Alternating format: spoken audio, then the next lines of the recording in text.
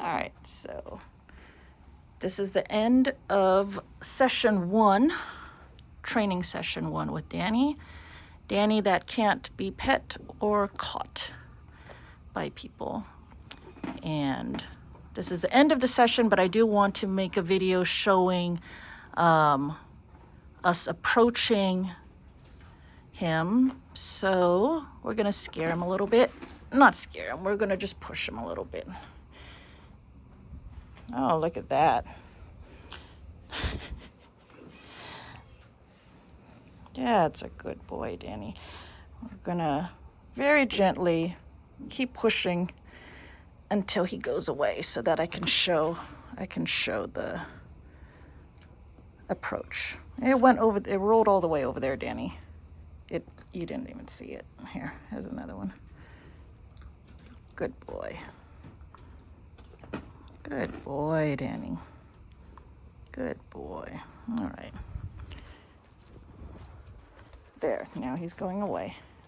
Not really. All right, go ahead and run away so I can show the approach. Good job. So the turning around and, all the way turned around. That's very good, Danny. See if I can approach. Good job. So that was very good. All right, so he'll run away if you try to catch him. He'll run away if you try to approach him. So this would be the approach. Hey, Danny, how you doing? I've been saying that every single time I come to approach him. I will pause here. He's actually greeting me this time, which he hasn't done before. That was the first time he's done a greet. So let's reward the greet. Reward the greet. And then we are going to approach and touch. We made contact. Look at that. Now I can touch. We're going to maintain touch only around his withers, maybe up here a little bit. We're going to stay away from sensitive areas like behind his ears, his head, and any further back than this. He's actually turning and looking towards me.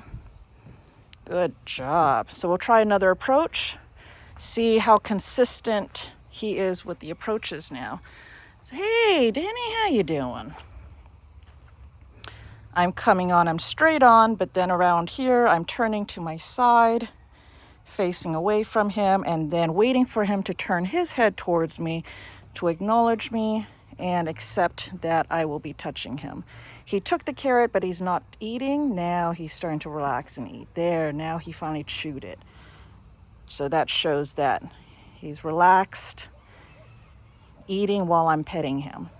Because if he's tense, he'll hold it, but he won't eat it. Showing a little bit of tension there. He was thinking about leaving. He's thinking about coming towards me. So we'll reward that.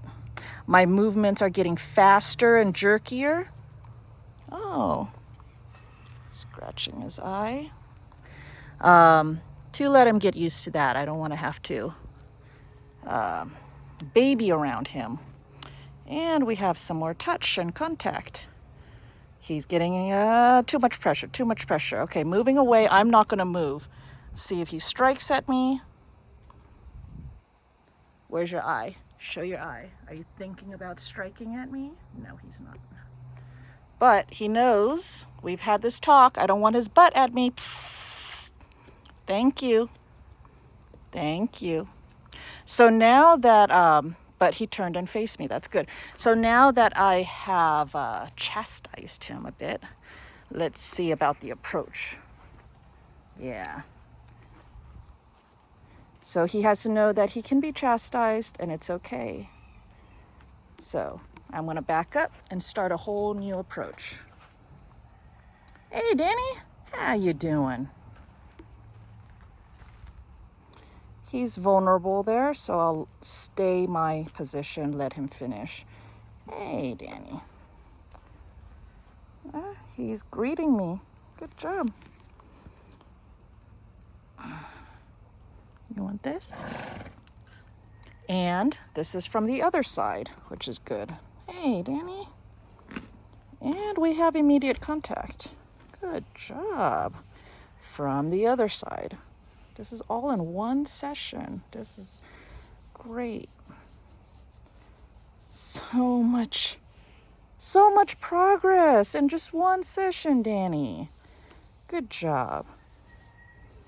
Good job. So we have a lot of work to do. We need to be able to approach, catch, do everything with him, touch him all over, and trim his hooves. And we have this challenge over here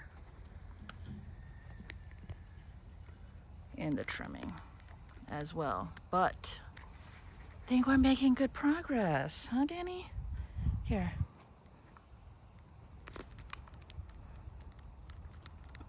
He just snatched one and ran away. Lots for you.